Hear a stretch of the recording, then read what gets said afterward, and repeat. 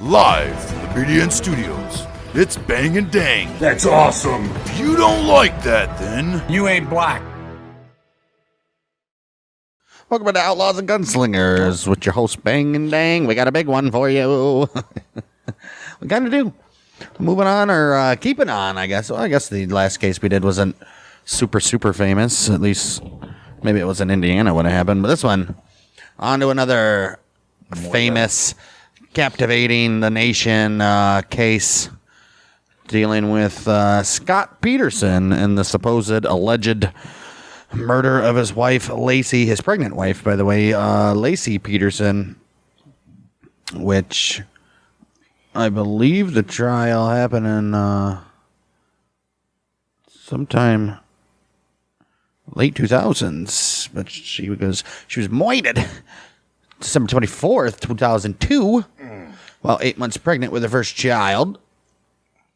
Her husband, Scott Peterson, convicted of first-degree murder and second-degree for the death of their unborn son. 8 months pregnant. Wow. Yep, originally sentenced to death. He got his sentence overturned in 2020 and resentenced to life in prison after that. And he just filed another appeal August 2023. So we'll get into all that, what happened. And I don't remember this one. there's certain people that still think this guy's innocent due to how the trial played out and all that stuff. Not to be confused with the Drew Peterson guy, who his wife, his first one. Ironic enough, this dude's name was Drew Peterson.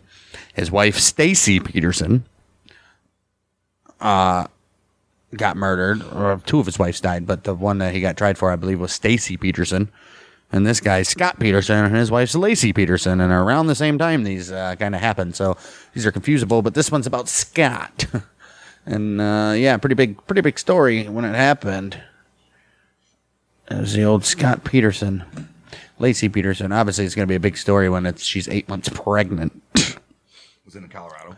It was not in Colorado. It was in California. Yeah, same thing. Modesto, to be exact. And before we get there, go check out our YouTube at Bang Dang Network, where we post all of our podcast shows that we do. Battles of the American Civil War, Outlaws, Gunslingers, Lee and Corey on the case. Plus our exclusive YouTube Dart League, where we play darts. That's why it's a Dart League. So if you guys are interested in any of that, give us a subscription. If you listen on Apple, Spotify, give us so you can give us a subscription. You can subscribe to us there, but also give us a review and share us with your friends. All right, as we usually do, going to go through, learn a little bit about the victim, learn a little bit about the suspect. And then we'll get into the crime. First up, Laci. What's her story? She was born May 4th, 1975, to Sharon Anderson and Dennis Robert Rocha. They had met in high school. They own a dairy farm west of Escalon, California. Fantastic. Laci's older brother, Brent, was born in 1971. So, older, right. Laci worked on the farm from a young age and also enjoyed gardening with her mother. I bet. Sharon and Dennis divorced when Laci and her brother were young, and Sharon and the children moved to Modesto, though the children visited the dairy farm on the weekends. Yeah, they had work. Right. Mama Sharon eventually married Ron Gransky, who helped raise Laci and Brent from the time Laci was 2 years old. Laci became a cheerleader in junior high and high school, and then when she graduated Thomas Downey High School, she attended California Polytechnic State University, where she majored in ornamental horticulture. So she took the farming stuff seriously, huh? Let's take a look at the old murdering bastard, allegedly. Scott was born 24th of October, year 1972, in San Diego. Daddy Lee Arthur Peterson, he owned a crate packaging company. And his mama, Jacqueline, they call her Jackie, Helen Latham, who owned a boutique in La Jolla. And it was called the Put On. Put on. She was like, put on for my city, put on for my city.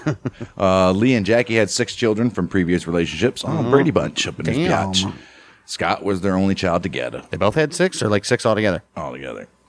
3 and 3, you know. As a child, Scott shared a bedroom with his half-bro, John. Scott was the only child of these two. Guaranteed he was spoiled by both of them. Kidding. He shared a bedroom with his half-brother, John, in the family's 2-bedroom apartment in La Jolla. What? 2-bedroom apartment?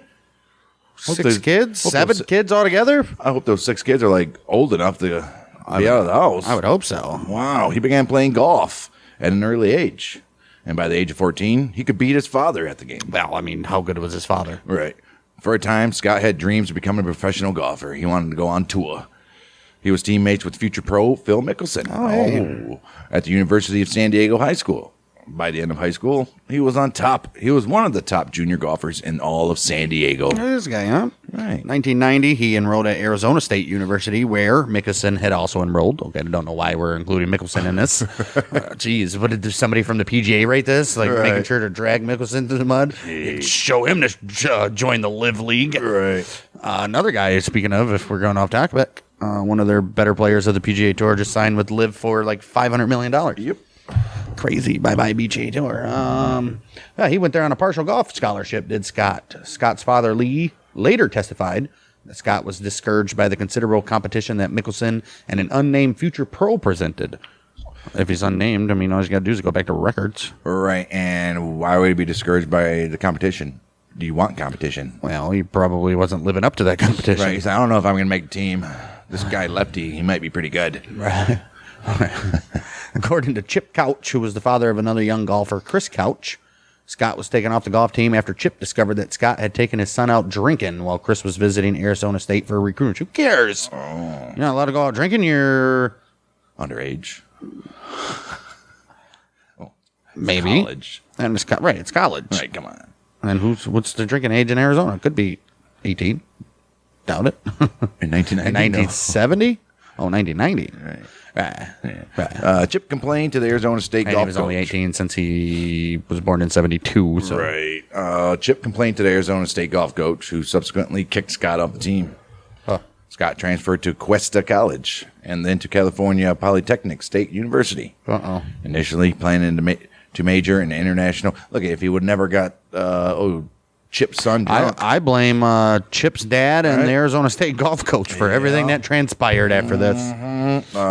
Yeah, damn right.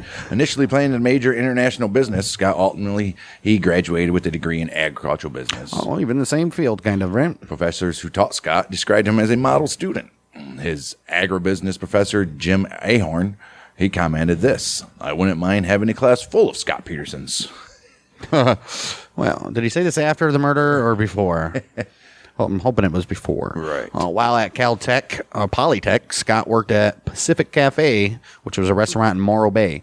Laci would occasionally visit the restaurant to see a friend who also worked there. Oh. Mid-94, Laci sent Scott her phone number.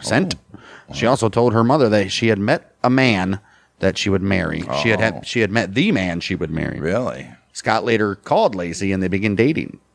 As the relationship grew more serious, Scott put aside his dreams of professional golf, or I think he's already done with that, right, in order to focus on a business career. Okay. All right. Usually happens when you meet a lady. Right. Plans change. Couple dated for about 2 years. Eventually moved in together. 1997, Laci graduated. They married at Sycamore Mineral Springs Resort. Scott finished his senior year. Laci took a job in nearby Prunedale. Prosecutors later stated that around this time, Scott engaged in his first extramarital affair. Already, huh? Though they did not reveal the details of the relationship. Oh, okay. Scott graduated with a Bachelor of Science degree in agricultural business in June of the year 1998. Peterson's opened a sports bar in San Luis Obispo called The Shack. All right. So, I don't know how an original. agricultural business. Right. Let's open a sports bar. Right. The Petersons decided to put The Shack up for sale when they moved to Laci's hometown of Modesto to start a family. They completed the sale in the year of 2001, month of April. Okay, just before the whole country went to hell. Right. October 2000, though, let's backtrack a little bit. The Petersons purchased a 3-bedroom, 2-bath bungalow house for $177,000. Try doing that nowadays. $800,000. A bungalow house, right? On Covina Avenue, an upscale neighborhood near East La Loma Park. Laci took a part-time job as a substitute teacher, and Scott got a job with Trade Corps USA, which was a newly founded subsidiary of a European fertilizer company, for which he earned a salary of $5,000 a month before taxes. It's not bad back then, I guess. Nice, decent. Laci's family, including her mother and younger sister, related that she devoted much of her energy towards being the perfect housewife, and that she enjoyed cooking, entertaining, and watching Martha Stewart. Ooh, all right. I wonder if Martha and Scott became cellmates. Right. Well, she was in federal. 2002, Laci discovered she was pregnant. Her due date, February 10th, 2003. The couple had planned to name their son Connor. November 2002. Scott was introduced by a friend to Amber Frey. Oh, there we go. She was a Fresno massage therapist. Here we go. And the two began a romantic relationship. 23rd of December, year 2002, 5:45 p.m. Laci, Scott, they went to Salon. The workplace of Laci's sister, Amy Rocha, where Amy cut Scott's hair, as she did each month.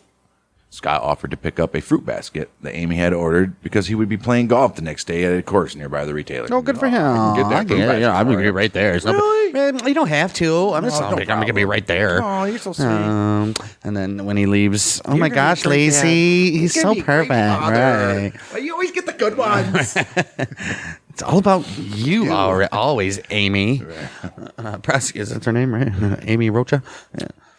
Prosecutors say Scott also told other people who would play golf on the day of Christmas Eve. That would be just Christmas Eve. Right. Laci's mother, Sharon, spoke with Laci on the telephone around 8:30 that evening of the 23rd.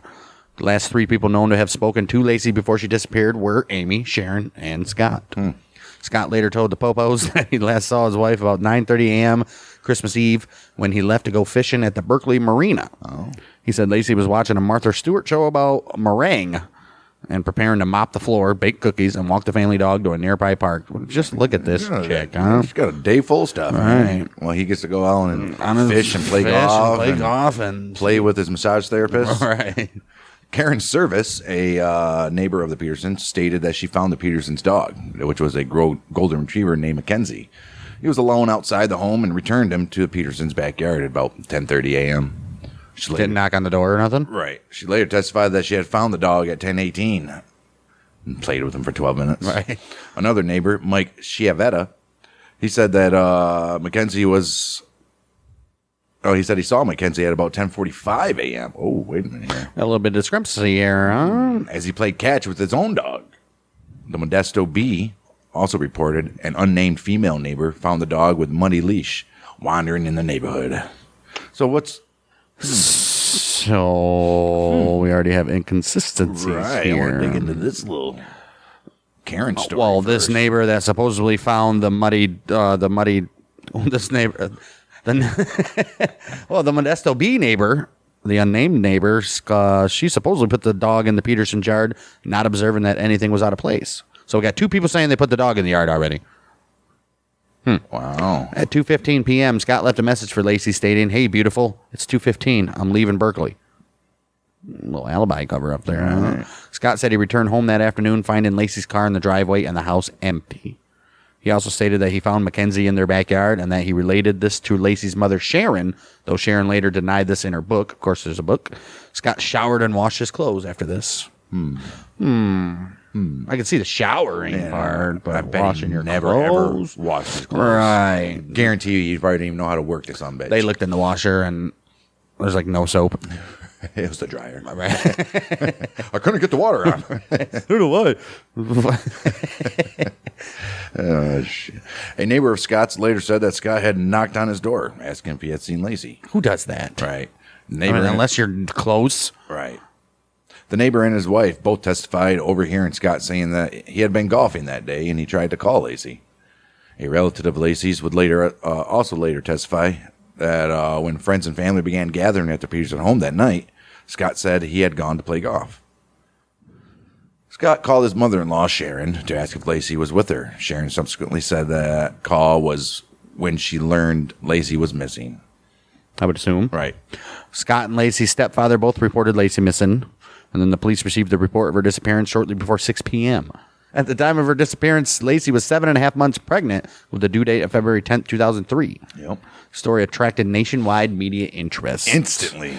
Modesto police detectives Alan Brocchini and John Bueller, which were the lead investigators on the case, responded to the missing person call. Already detectives? Right. Don't you gotta wait like 24 hours before they even get into this? Well, it probably took them a little more serious because she's pregnant. Right. When they arrived at the Peterson home, Laci's keys, wallet, and sunglasses were found in her purse in a closet. Dude, everything is just not... Right. Oh, it's weird. Bueller told ABC News in 2017, he said, I suspected Scott when I first met him. Didn't mean he did it, but I was a little bit thrown off by his calm, cool demeanor and his lack of questioning. He wasn't, will you call me back? Can I have one of your cards? What are you guys doing now? Right. He was like, okay. Well, you guys just get a hold of me if you hear anything. Right. You're not going to be able to get a hold of me between 9 and 5 p.m. I got a massage appointment tomorrow, so can't. Probably got to play golf. They charge you $20 fee if you cancel short notice. Right. So Bueller further describes him like, can you mind stopping over and let my dog out? Bueller further describes Scott's behavior as a strange combination of polite and arrogant, disaffectingly distant, and impatiently irritable. He just seemed like a man who was crushed. Wait, he didn't seem like a man who was crushed or even greatly disturbed by his wife's disappearance and possible death. His pregnant wife. pregnant at that, right? His possible death of a son and a wife. Jeez. After Scott told the police that he had gone to fish for sturgeon at the Berkeley Marina, which is about 90 miles from the couple's Modesto. You couldn't go anywhere else, huh? Damn, he took that bumper sticker seriously. Gone fishing. Literally 90 miles. It was 90 miles Man, from who the drives couple's 90 miles to Modesto go home. fishing? That's what I said. Detectives immediately launched a search.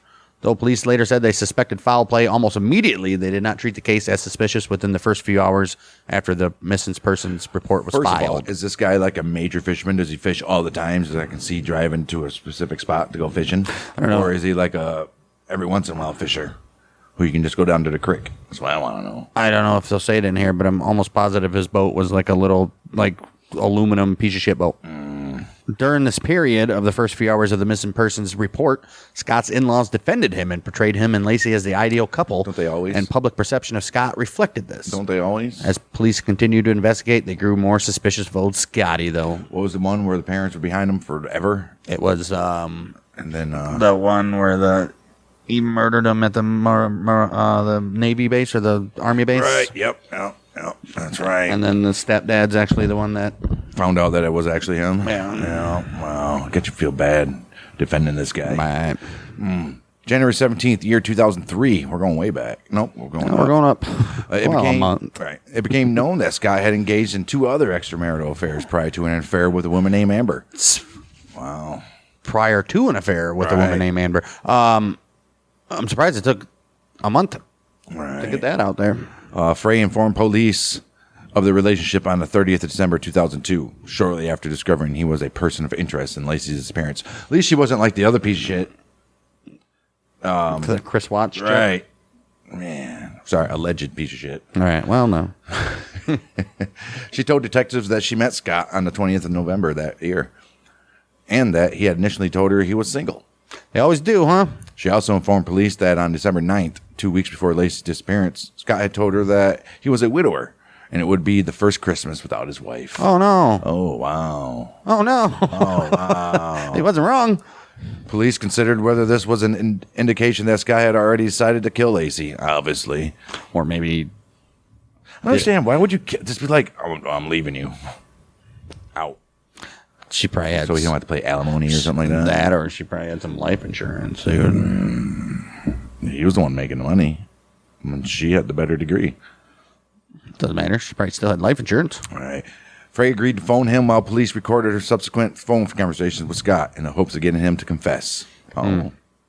January 15th, 2003, police told Laci's immediate family that Scott had been having an affair and showed Sharon and Ron a photo of Scott with Amber. Uh-oh.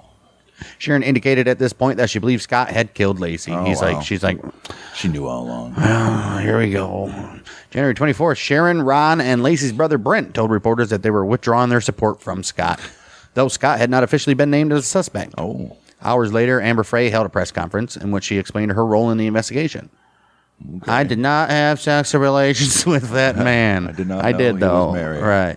Ron Gransky, who was the Laci's stepdaddy, would later testify that they did this upon learning of his affair with Frey, in particular upon seeing photos of Ray. Of course, right. A month after Laci's disappearance, her brother Brent stated at a press conference that Scott had admitted to him during a 16th of January 2003 phone conversation that he had been having an affair with a woman from Fresno at that time. Though Brent added that Scott was now no longer communicating with the Rocha family. Well, no shit, because you guys go to the press conference every time. Right. He's like, I ain't talking to you sons of bitches anymore. Modesto police and firefighters carried out an extensive search along Dry Creek the day after Laci's disappearance. The search came to include helicopters, which were equipped with searchlights, I would hope so. police mounted on horseback and bicycles, and canine units as well, and a water rescue unit on rafts. Going all out there, huh? Total of 30 officers were involved in the search, not much, as well as Laci's loved ones and volunteers who posted flyers to raise awareness of her disappearance. Oh. At a press conference, Detective Al Bracchini said that police did not believe that Laci decided to leave without contacting her family, commenting that is completely out of character for her. The initial search and later vigil were organized by Laci's immediate family and friends. In the first 2 days, up to 900 people were involved in looking for Laci. Damn. Before community officials or police directly participated in the search, and prior to significant media coverage. Wow. Eventually, the story attracted nationwide media interest. Okay. Oh, dude. The media's like licking their chops at this shit. Right. Missing pregnant woman, 9 months pregnant. Right. Possibly the husband having affairs. Oh man, this is like, where's Nancy Grace? She's like salivating at the mouth right now, dude. Kidding. Piece Wow. of garbage. $25,000 reward was offered, later increased to $250,000, and finally $500,000 for any information leading to Laci's safe return. What if he did? He was like, I know. Right. Posters, blue and yellow ribbons, and flyers, they were circulated. And the original basic version of the LaciPeterson.com website was launched by the husband of one of her friends. Friends, family, and volunteers set up a command center at a nearby Red Line Hotel to record developments and circulate info. Over 1,500 volunteers signed up to distribute information and to help search for Laci. Look at this community, huh? Mm-hmm. April 13th, 2003, a couple walking their dog found the decomposing body of a full-term male infant in a marshy area of the San Francisco Bay Shore in Richmond's Point Isabel Regional Shoreline Park. An April 24th ABC News report stated that his umbilical cord was still attached, and the San Francisco Chronicle reported that it would appear torn rather than cut or clamped, as is the normal practice following birth. However, ABC News later reported on May 30th that according to the autopsy, the placenta and umbilical cord were not found with the body. So, what happened? Right. I think you would know if an umbilical cord is attached to a baby. Right. Wow. One day later, a passerby found the body of a recently pregnant woman washed up on the eastern rocky shoreline. How do they know that? Right. 1 mile away from where the baby's body was found. Jeez. The corpse was decomposed to the point of being almost unrecognizable as a human body. Jeez. The woman had been decapitated, and her limbs were missing, including most of her legs. Oh, my goodness. Holy shit. April 18th, 2003. The results of DNA tests were verified that they were the bodies of Laci and her unborn son. Damn, did he, like, cut the baby out of her? December, January, February, March, April. It's 4 months. I bet. I don't know. I guess we'll see. But it sounds to me like, yeah, toss them in separately. Wow. The autopsy on both bodies were performed by forensic pathologist Dr. Brian Peterson, who has no relation. The fetus's skin was not decomposed at all, though the right side of his body was mutilated. Although a judge sealed the autopsy results, an anonymous Associated Press source, of course, revealed that 1.5 loops of nylon tape were found around the fetus's neck, and a significant cut was on the fetus's body. Dude, so he like killed the baby? What the hell? The exact date and cause of Laci's death were never determined. Well, I don't know. It had something to do with her head missing, I would assume. Her cervix was intact. She had suffered 2 cracked ribs, but Peterson, the pathologist, could not determine if this occurred before or after her death. Dude, that's insane. Dude, holy shit. Did he cut the baby out? That's a brutal murder. He had it. Wow. Whoever did that. Whoa. Wow. Laci's upper torso had been emptied of internal organs except for the uterus, which protected the fetus, explaining the lower level of decomposition he experienced. Oh, so he left the... What? Maybe the bodies were found separately. Right. Peterson concluded that the fetus had died in utero and determined he had been expelled from Laci's decaying body. Oh, so she was rotting away, and then all of a sudden he, like, separated from her. Oh, geez. Though when cross-examined in court, he conceded that he could not determine whether he had been born alive when this occurred. Peterson also found meconium in Connor's bowels, which is the first stool passed after birth. Right. Gross. That's that first de-poop. From 12-hour newborn, the baby's third bowel movement. Okay. Earliest stool of infant resulting from defecation. It's composed of materials ingested during the time the infant spends in the uterus. Right. So it's still got like, yeah. So the baby was born, clearly. Right. The discovery of the bodies created a greater sense of urgency for Bocchini and Bueller, who had put a tracker on Scott's car. Knowing that he was in San Diego at the time, they feared he would escape across the border to Mexico. Bocchini commented in 2017, he says, "I just thought, we've got to find Scott right now. He told me he was there, and that's where the bodies come up. I mean, I believe it is premeditated. He planned it. San Diego was pretty darn close to the Mexican border. Scott knew the area pretty well. That's where his parents lived. That's where he lived. So it isn't like he was going to have to get on MapQuest to try to figure out a way to get to Tijuana." Right. It's true. It's all. Why would you have to do that when it's literally right there across the border anyway? The FBI and Modesto Police Department performed forensic searches of the Peterson home. The FBI also conducted mitochondrial DNA testing on a hair from pliers found in Scott's fishing boat that linked them with hairs recovered from Laci's hairbrush. The authorities also searched Scott's pickup truck, its toolbox, warehouse, and the boat. They found a homemade anchor in the boat Scott purchased 2 weeks earlier. Scott told the detective that he made the anchor in his boat using a 90-pound bag of concrete and used the rest of the bag to repair his driveway. Well, first thing I would go do is Check his driveway. go look at the driveway, see if it was repaired. Right. Detective Henry Dodge Hendy testified that he found a cement-like substance on the wooden bed of a boat trailer when he searched Scott's warehouse December 27th. Hendy pointed to what he said were 5 circular areas on the trailer that had less powder than the other areas on the trailer.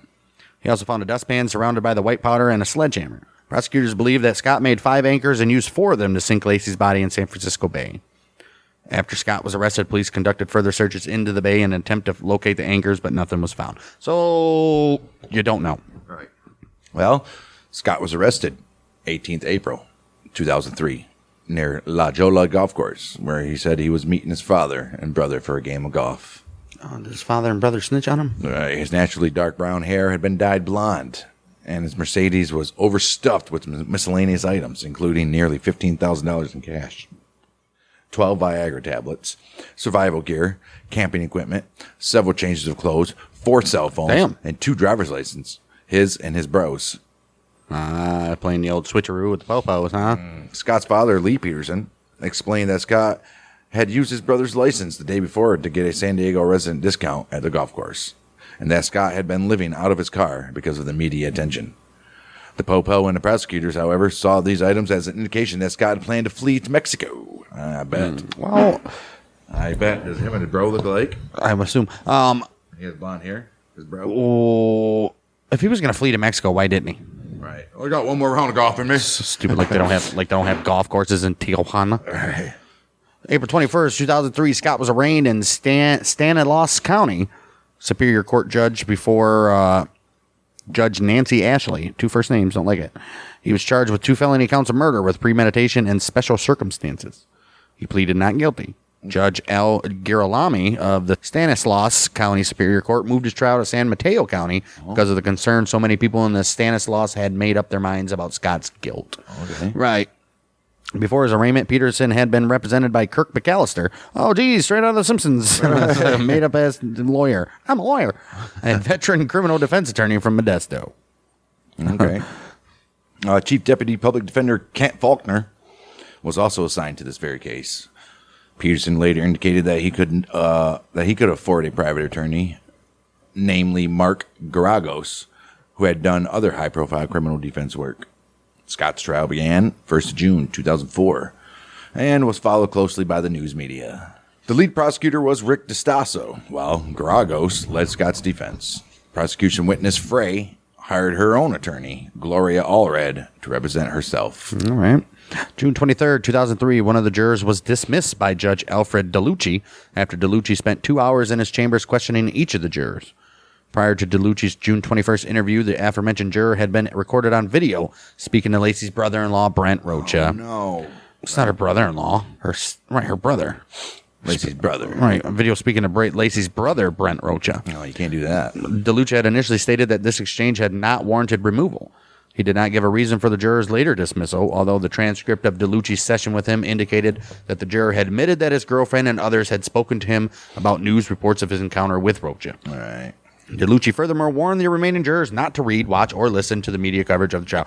That's why they need to be sequestered. Yep. They shouldn't be roaming around any damn ways. Nope, especially talking to the victim's family. Right. Opening statements. Prosecution said they would show that Scott had killed his wife because he was having an affair with Mrs. Amber Frey.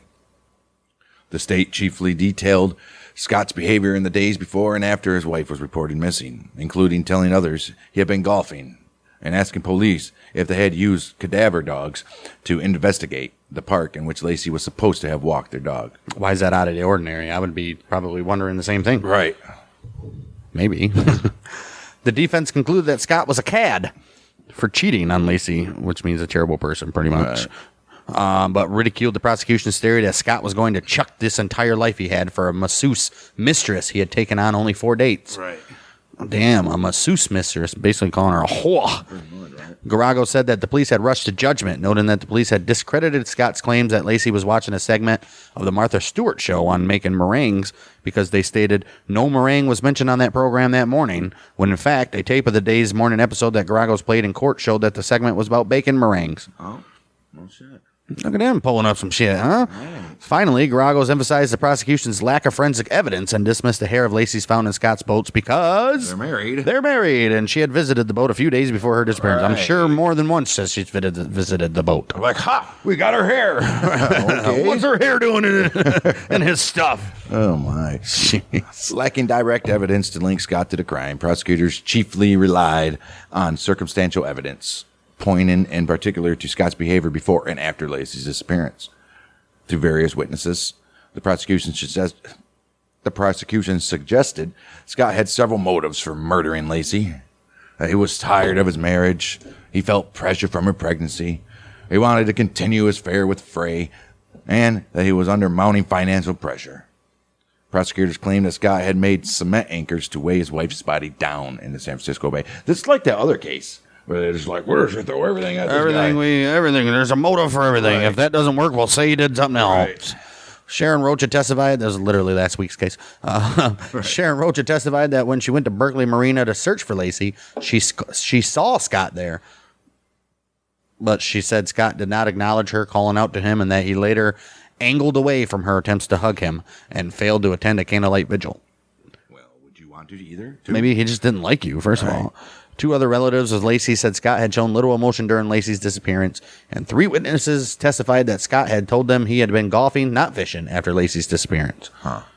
The prosecution called on various witnesses to establish that Scott changed his appearance, purchased a vehicle used in his mother's name, and added 2 pornographic television channels to his cable service days after his wife's disappearance. Hey, man. He's like, don't look like I'm getting anything soon. Wow. A realtor, he testified that on January 22, 2003 phone call, Scott expressed interest in selling the house he had shared with Laci. And a car salesman testified that Scott had traded in Laci's Land Rover for a Dodge pickup truck. Well, what's she going to do with it? Frey testified as to her affair with Scott, and the jury heard the secretly recorded telephone calls between the pair.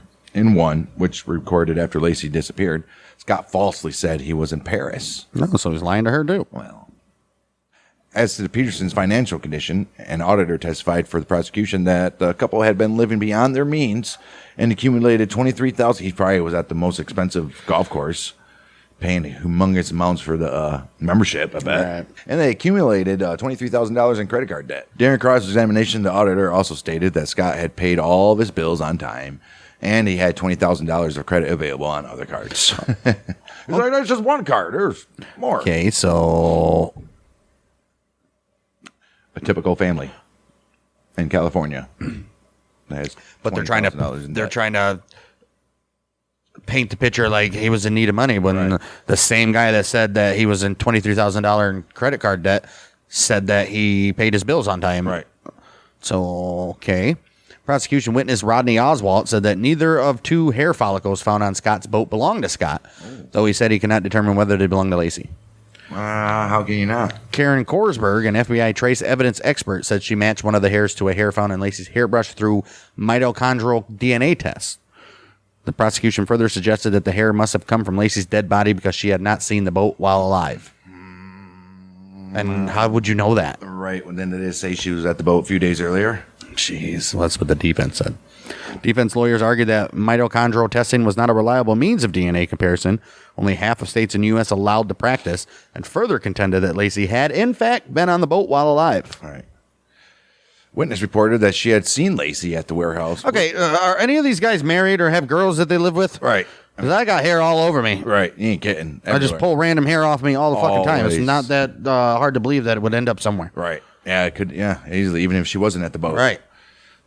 A witness reported that she had seen Laci at the warehouse with the boat the day before she was reported missing. On the stand, Detective Alan Brocchini explained that he had excised that witness's statement from his police report. Why? Prosecution witness Robert O'Neill was asked. Because why didn't he? Yeah, why didn't he include that in his report? Because it goes against the evidence. Didn't want to. Prosecution witness Robert O'Neill was asked to comment on Scott's claim that he had used a 90-pound bag of cement to make a single anchor and pave his driveway.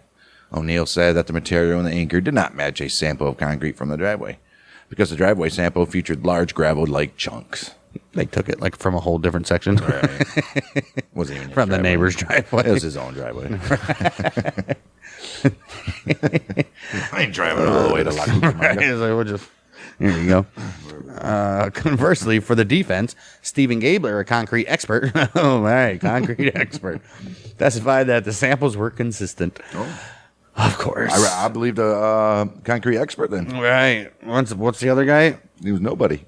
He was just a prosecution witness. Right. What is he? Right. They all look the same. They can't be the same. Well, yeah, there's a concrete expert, damn it. Gabler said that the gravel chunks had adhered to the driveway's concrete because the concrete was poured on top of those chunks. Obviously.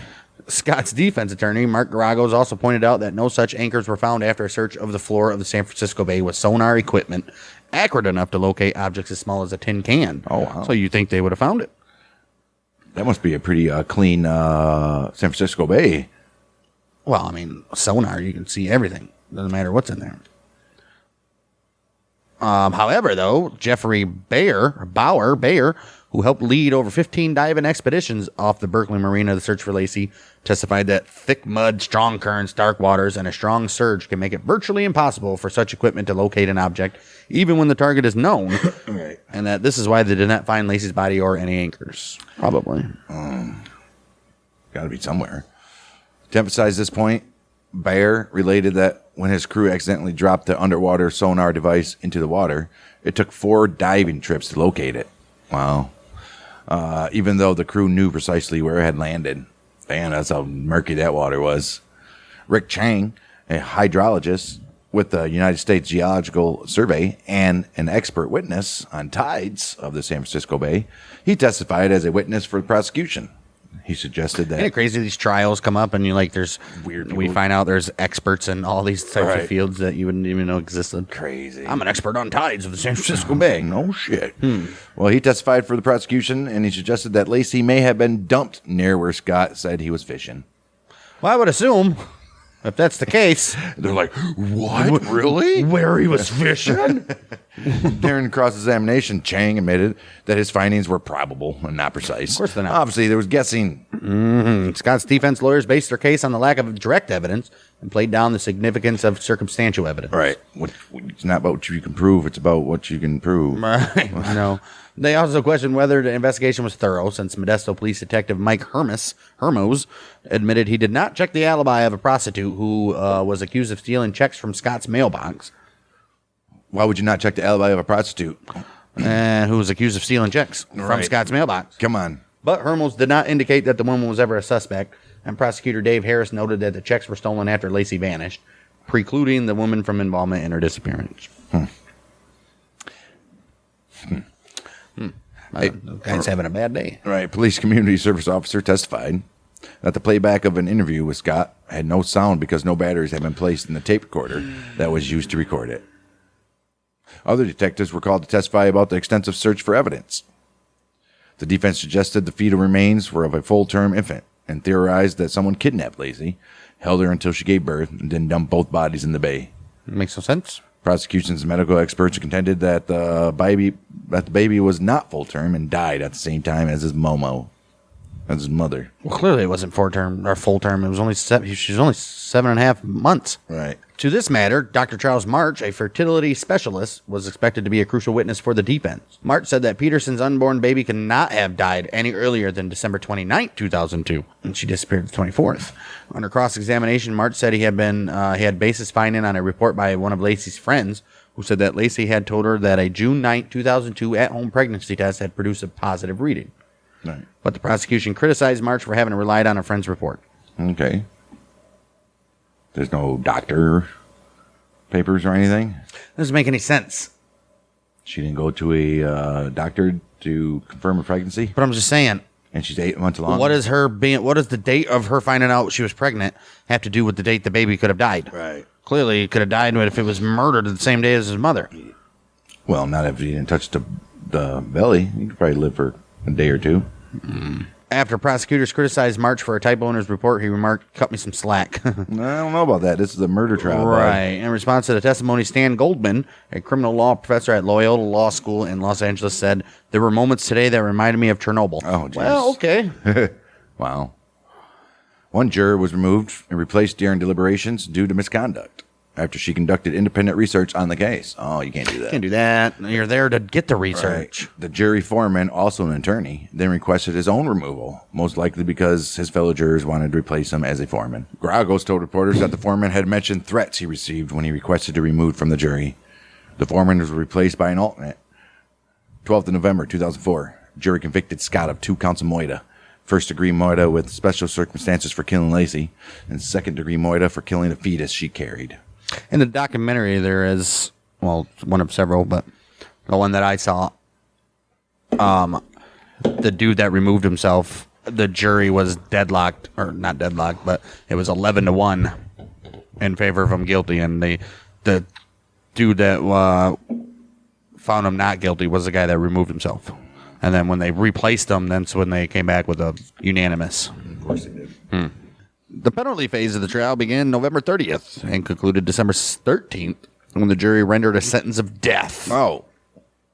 March 16th, Judge DeLucci followed the jury verdict, sentencing Scott to death by lethal injection, ordered him to pay $10,000 towards the cost of Laci's funeral, calling the murder of Laci cruel, uncaring, heartless, and callous.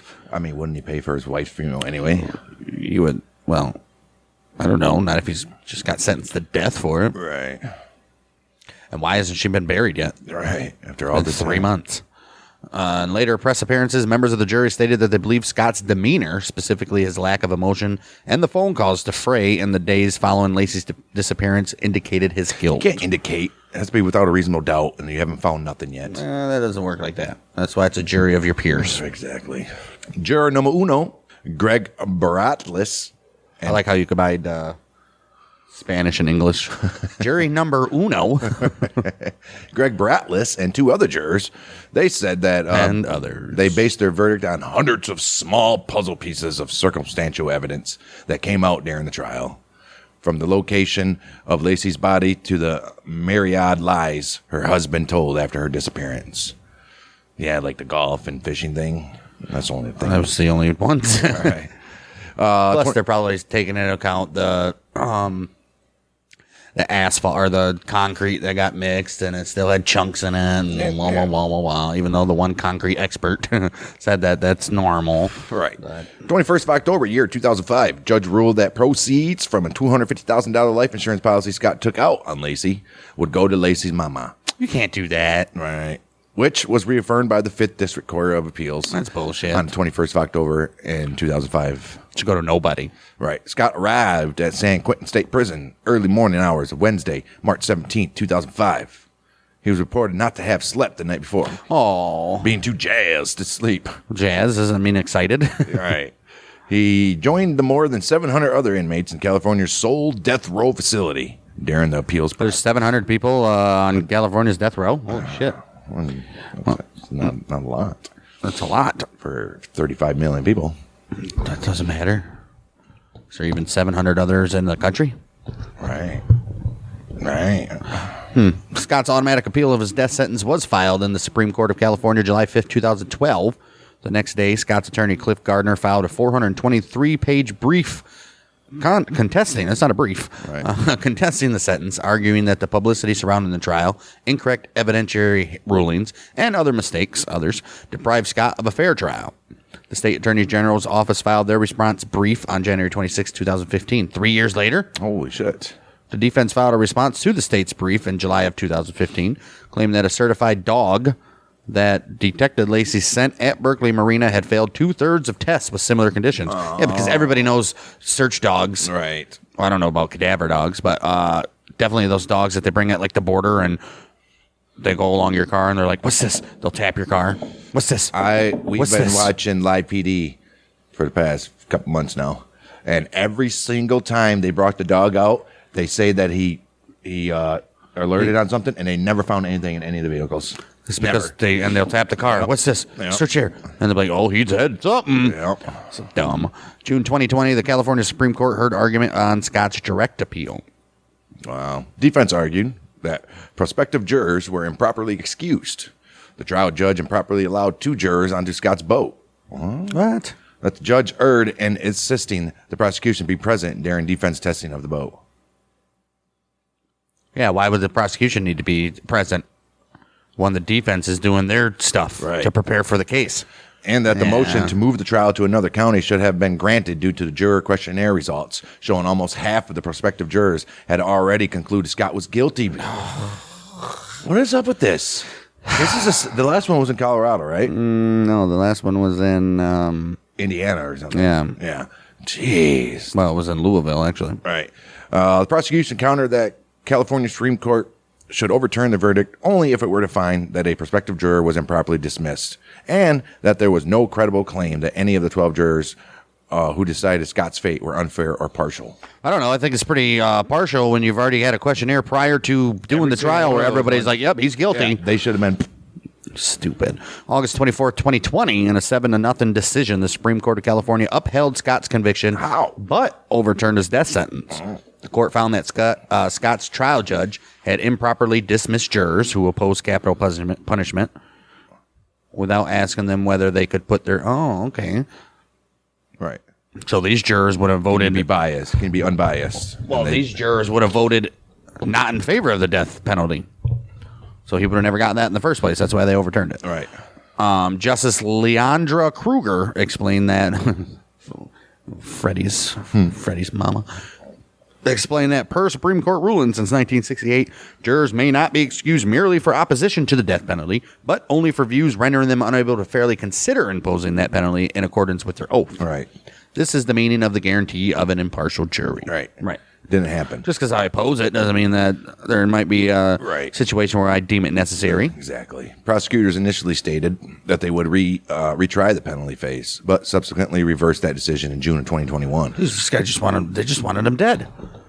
September 22, year 2021, California Superior Court Judge Anne Christine Masullo ruled that Scott would be resentenced to life in prison without the possibility of parole. The following month, Masullo scheduled a hearing on that matter for December 8th. On that very day, December 8th, Masullo resentenced Scott to life in prison without possibility of parole for a first-degree murder of Laci and a concurrent sentence of 15 years to life for the second-degree murder of Connor, which was the baby. October 2022, Scott was moved off of San Quentin's death row. Clump of cells. How can he get murder charge for a clump of cells? It took a whole year for him to remove off of death row. Mm-hmm. That's ridiculous. And then he was transferred to Mule Creek State Prison in Ione, California. It's ridiculous. Like up there earlier, it was 3 years to file a motion. Right. Stupid. The legal system sucks, dude. Yeah. We're going to go back to 2015 because we just discussed the mandatory appeals for his death sentence. But we're going to come back to November 2015 when Scott filed a habeas corpus petition. While the direct appeal could only challenge errors made by the trial judge, Scott's habeas petition could include new evidence. Oh. Amongst other bases for relief, Scott contended that a juror lied on her jury application, and that there was evidence that neighbors saw Laci alive after Scott left home. Oh. August 10, 2017, the state attorney general filed a 150-page response, arguing that the habeas petition ignored overwhelming evidence, quote-unquote, that Scott murdered Laci. Where is the overwhelming evidence? There has not been none. Get the hell out of here. The deputy attorney general discounted eyewitness spotting of Laci, saying that such sightings were legion. while noting 74 reports sightings in 26 states and overseas, most of which she stated were neither viable nor corroborated. 74 reported sightings in 26 states. Like, I saw this bitch walking around in Paris. Jeez, can you August 2018, Scott's legal team filed their reply, emphasizing 6 claims of deficient performance by trial attorney Mark Garagos, such as failing to call experts in fetal growth, dog scent, how bodies move in water, stating that he would call witnesses but failing to follow through, and failing to properly address burglary evidence. Isn't Garagos his lawyer? Yeah, so now he's saying his own attorney was. Well, we all know defense attorneys don't do a lot of shit that they should anyway. Man, well, they're just doing anything to try. Right, like why wouldn't he have called fetal growth experts, dog scent experts, how bodies move in water, stating he would call witnesses but failing to follow through? Why wasn't this brought up then anyways? Right, so stupid that they wait. October 2020, the California Supreme Court, in response to the habeas petition, issued a show cause order instructing the lower court to consider the question of juror misconduct. Hey. December 20th, 2022, Judge Masulo denied Scott's habeas petition, which had been based in part on the allegation that a juror committed misconduct when she lied about her own history of domestic abuse during jury selection, which Scott stated had tainted the jury. It is. You can't. I've seen people thrown out of jury for less when I went and did my jury duty, dude. Crazy. And this is ridiculous. Well, Masulo concluded that there was no evidence to support this accusation, explaining that the juror did not intentionally conceal this information with the motive to stay on the jury. Wow. It doesn't matter what the motive was. Right. Nor appeared vengeful towards Scott in letters she later wrote him in prison. Oh, so she wrote him? Probably was like, I'm sorry. Why is she late? Wait a minute. Right. Why is she writing him letters? Right. Oh, my. Masulo wrote, the court concludes that juror number 7's responses were not motivated by pre-existing or improper bias against Scott, but instead were the result of a combination of good faith, misunderstanding of the questions, and sloppiness in answering. Oh, jeez. Even then, that's still Wait a minute. calls for removal. Isn't I've never filled out a questionnaire for a jury, but isn't the thing, have you ever been a victim or something about or domestic abuse? Right. Yes or no? Right. Well, Scott still had the legal option of appealing her ruling, though. And this one is from a Modesto B article from August 2nd, 2023, which highlights his latest appeal. Wow. Well, this Modesto B article says the California Attorney General's office called Scott Peterson's latest effort to have his murder conviction overturned a baseless fishing expedition. Really? After a judge in December rejected the juror misconduct claim, which we already covered, he filed a second petition in April claiming to have new evidence that supports his theory that his wife Laci was killed by men she'd witnessed burglarizing a neighbor's home on Christmas Eve of 2002, Really? which this is the first we're hearing about this. Right. Well, they had that up there that the Gregoris guy didn't want to do.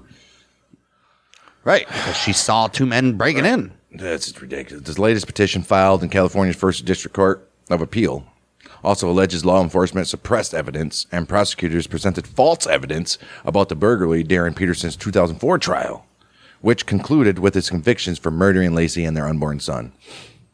The AG's office, in its 151-page response filed last month, said the jury already rejected the burglar theory, as did the Supreme Court in 2020 on Peterson's automatic appeal and first habeas petition.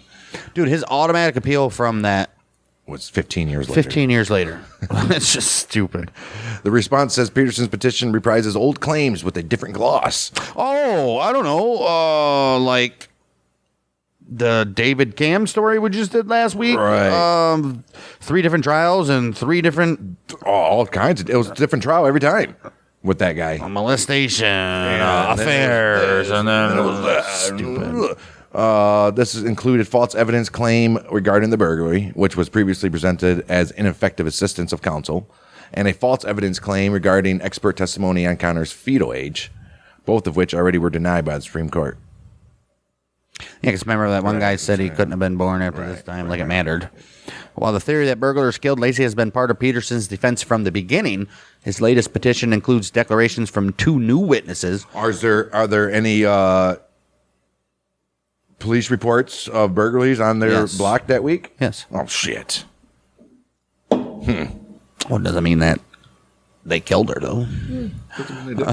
His latest petition includes declarations from 2 new witnesses who said they heard a man confess to the murder. Oh. Okay. Hearsay. Right. Under California law, a conviction can be overturned if new evidence exists that is credible material presented without substantial delay and it's pretty delayed when it's 20 years later, and of such decisive force and value that it would have more likely than not changed the outcome at trial. Right. Peterson argued that the confession would have changed the outcome.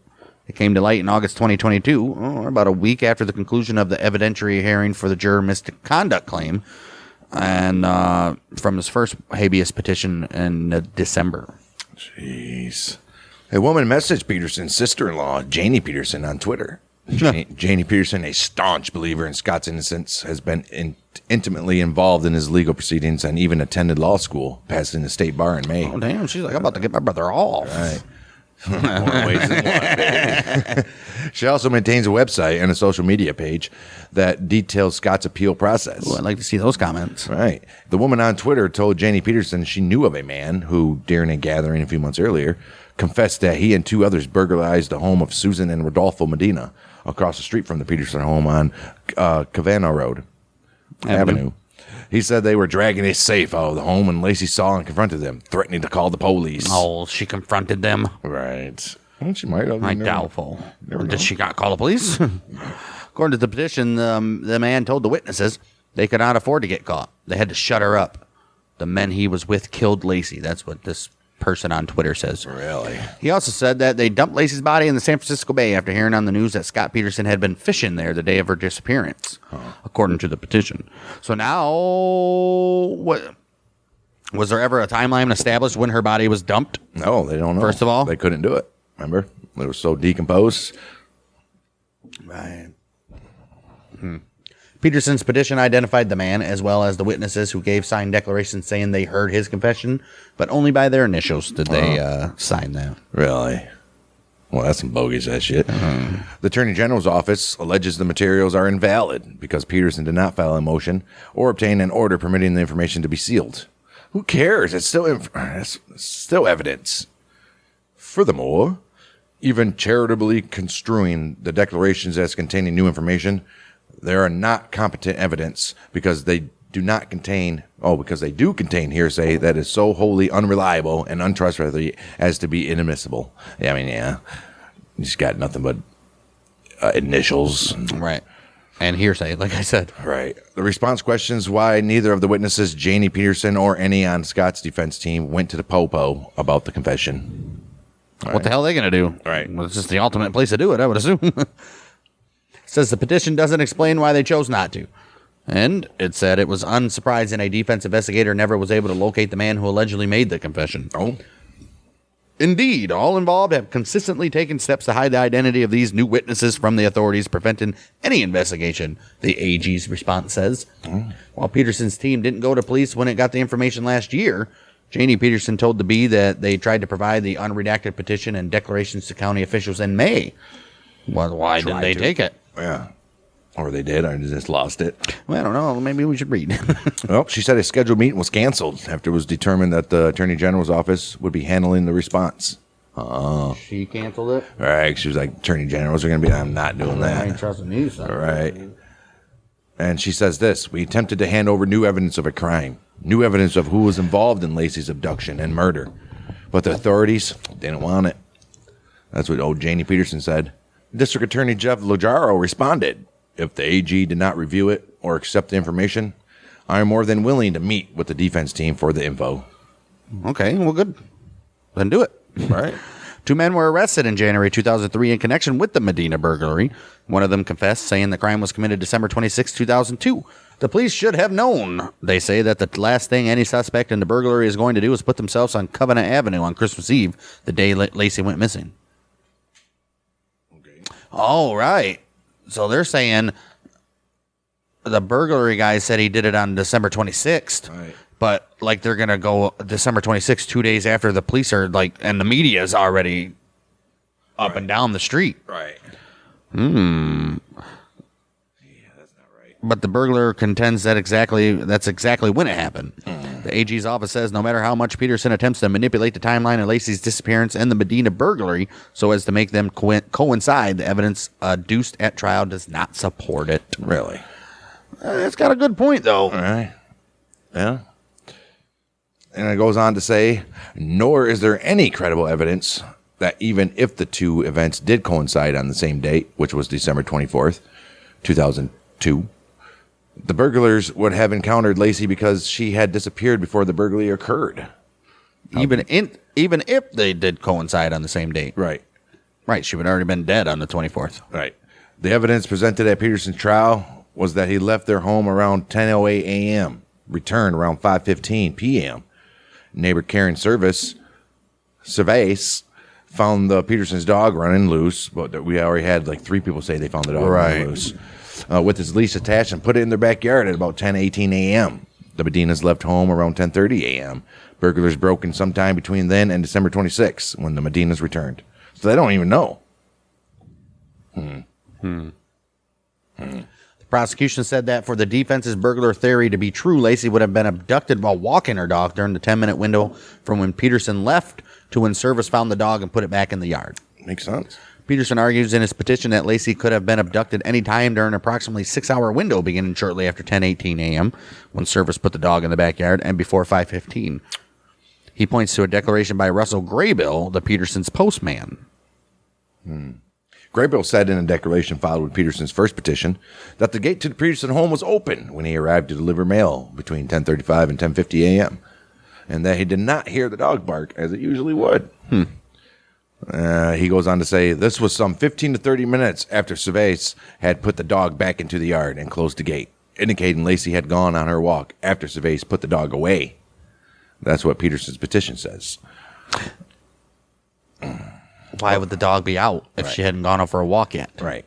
The Attorney General's office said Graybill's declaration was contradicted by his trial testimony that there was nothing out of the ordinary at the Peterson home that morning. Except for the dog not barking. What the hell? Now you say it, the dog wasn't barking. Jeez. The AG's response says Peterson's defense team had the opportunity to call as witnesses several people who said they saw Laci walking her dog after 10:18, but didn't because the statements would have conflicted with Service's testimony. Peterson said in his first petition that counsel thought it would be possible. Just because he was the mailman, it would be good enough because he was a government official. Not only that, I would say the mailman probably would know the goings-ons usually of what's normal at a house. Plus, not to mention that there was 3 other people that said that they put the dog away themselves. Right. Yeah, where are these guys at? Right. They're just going with that one lady's 10:18. And these are the people. These are the people's houses that were robbed. Right. Right. What the hell? Maybe they had something to do with it. Peterson said in his first petition that counsel thought it would be possible the jury would find the witnesses were either mistaken or not credible. Probably. Likewise, Peterson's defense had one of the convicted Medina burglars on its witnesses list, but didn't call him either. Why? The reasonable inference is that Peterson's trial counsel vetted the burglar and found that he would not be helpful to his defense. Doesn't matter. You put him up there anyway. Well, who's going to believe a burglar? Right. The response was filed July 28th. On the same day, the court granted Peterson's request for appointment of counsel, which will have 60 days to reply to the AG's response. So maybe nothing's happened yet, as far as I know. Laci and Connor buried Burwood Cemetery, August 30th, 2003. The death of Laci and Connor Peterson led to the passage of the Unborn Victims of Violence Act. Oh, now they're babies. Well, that was in 2003. Right, but even in 2022, when he appealed, he still got the murder for the child. Second degree. And the act is also known as the Laci and Connors Law. April 1st, 2004, the judge says you're free. And then laughed. Just kidding. April Fool's, bitch. They let him go all the way up to the gate. Actually, they got him home. They were like, "There you go." No, do you guys usually give people rides home? No, man. Just they're like, "Go ahead, go into your wardrobe and get some fresh pair of pants on." And it's like, "Oh, prison attire." Oh, that would have been hilarious. Psych! Get your ass back in jail. Tase him. Put him in a hole. April 1st, 2004, Sharon Rocha and her husband, Ron Gransky, I guess they don't take each other's names anymore in California. Huh? They were in attendance at the White House when President... Who gives a fuck? Who are these people? His sister. Her sister. Right. Sharon Rocha, which was Laci's sister, and brother-in-law Ron Grotsky, were in attendance at the White House when President George W. Bush signed the bill into law. The act provides that, under federal law, any person... that's why it's a federal law, not a... Right. Any person who causes death or injury to an unborn child while in the commission of a crime upon a pregnant woman will be charged with a separate offense. Well, good for them. 21st of October, year 2005. Stanislaus County, California. Superior Court Judge Roger Bouchesne. He ruled that Scott was not entitled to collect on Laci's $250,000 life insurance policy. Yeah, we know that. Having been convicted of a murder. Under California state law, criminals may not profit from insurance policies. All right, December 19th, 2005, the money was given to her mother. Should be voided. Well, the California 5th District Court of Appeals in Fresno later affirmed the trial's court decision. September 2006, former Congressman William E. Dannemeyer sent a letter to the California Attorney General and other officials arguing that Laci had been killed by members of a satanic cult, not by Scott. 2006, we're just going to gloss over that fact. Congressman. 2006, Sharon wrote for Laci. Sharon wrote, that's her mother, for Laci, a mother's story of love, loss, and justice, a biography and memoir about Laci's life and death. Oh. Well, yeah, just no shame in profiting even more off of it after the $250,000 life insurance. All proceeds are used to fund the Laci and County Search and Rescue Fund. Oh, good. Good for you, then. Which she founded. 29th January 2006. I'm going to look into the little backdoor money shit we got on. I don't know. January 26, 2006. It was listed at number 1 on the New York Times nonfiction bestseller list. Laci's stepdaddy, Ron Gransky, he died in his sleep at his Modesto home, 8th of April, 2018, at 71 years old, after a lengthy period of failing health. He was buried next to Laci and Connor. Laci's father, Dennis Rocha, died on the 9th of December 2018 at the age of 72. They just threw him off. They just threw him off. They threw him into the bay. The stepdaddy gets to get buried next to these two. Where they found me. Right. Bury me in Georgia. I don't know, guys. So, I don't know. There's some fishy stuff about this all the way around, to be honest with you. Nothing was ever confirmed. There was not one shred of physical evidence that pointed him definitively linked him to the murder. Nothing. That's the thing about circumstantial evidence, man, and jury of your peers. I guess he's gonna live the rest of his life in prison. Yeah. Well, something tells me he probably did it. Maybe. But also something tells me maybe not. Wow, dude. Considering the last case we just had, where they are known to just try to get a conviction. Right, and it was already shady shit happening here for that main reason, just to get a conviction.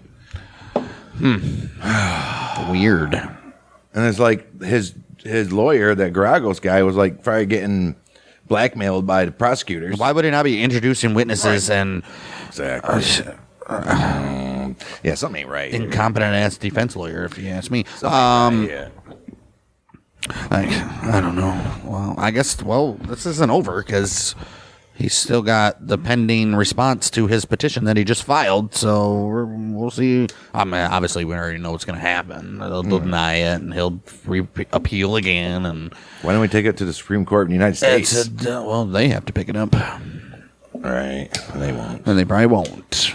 I don't know. What do you guys think? Comment on the YouTube or Spotify. I honestly do not have an opinion. I don't know. I can't say that. I wouldn't be surprised if he did, and I wouldn't be surprised if he didn't. It's a little tricky with the... I'm kind of leaning towards if I had to make a decision in court, there's nothing there. Sorry.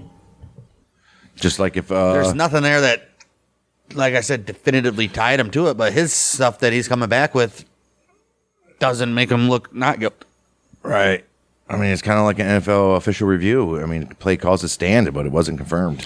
Right. What's called on the field? That's what's called on the field. That's more likely you gotta prove that didn't happen. Right. So I don't know. Weird stuff. Like I said, comment on the YouTube video or on Spotify and let us know what you guys think. And like I said, this ain't over, so we might have a follow-up to it. So if this guy gets out, holy schmolies. Holy schmolies. They got like documentaries or movies on this? There's plenty of them, yes. I started watching one. It was from, I think it was either on Peacock or something like that. They have like a 4-parter or something on it. Honestly, it was a bunch of blah, blah, blah, blah, blahs. Nothing we didn't hear in here. Yeah. Oh, I'm sure there's like a Lifetime movie or something. Of course there is. This was in 2004. You know damn well that happened. Man. Maybe next time. No, we're not going to do it back to back. There's a Drew Peterson guy, like I said at the beginning of this episode, that He actually did do it, though. Same crime. He actually did do it. Well, that guy would have got off, except for he had to murder his second wife. Dumbass. Yeah. And I don't know. What is the next? This would be Christmas. Oh, dude, this is fitting. Right. This is a Christmas episode for you guys. There's your Christmas episode on Outlaws and Gunslingers. And the dude's only 51 years old right now, so he still has a long time. Yeah, Drew he was a former police sergeant from Illinois, found guilty in 2012 of the murder of his third wife, Kathleen Savio, but also Laci Peterson died, and then they brought up suspicion of the Kathleen. Damn, their child's name was Laci. No. Yeah. No, his wife's name is Stacy. Their children. They have 6 of them. There was in the last one. Where they at? Holy shit. He's got Steven and Eric. Vicky, he got... I won't say nothing about Laci, but... The last... No, it was probably... Right there. Children is Laci Peterson. What the fuck? Right. Wow. No. She's 18 right now. Born in 2005.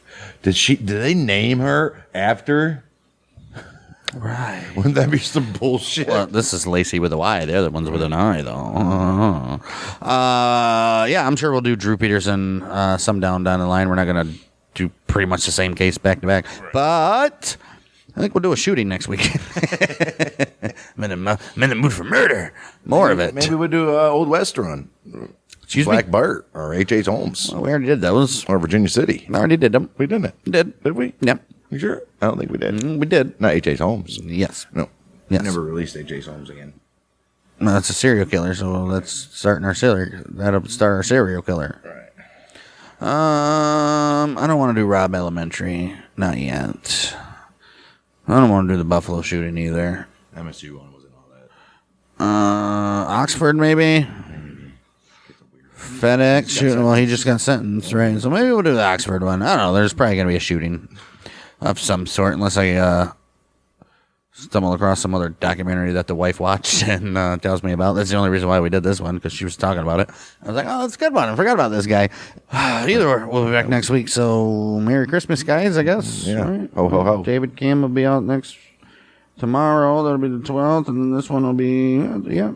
Check out the new Christmas episodes of Lee and Corey. Oh, yeah, right on the YouTube. Yeah, Bang Tank Network. Give us a subscription, comment on Spotify, give us a review on Apple and Spotify. Share us with your friends, and we'll be back for more holiday murder on the Outlaws and Gunslingers podcast. We are the month of Michigan this week. Bang dang.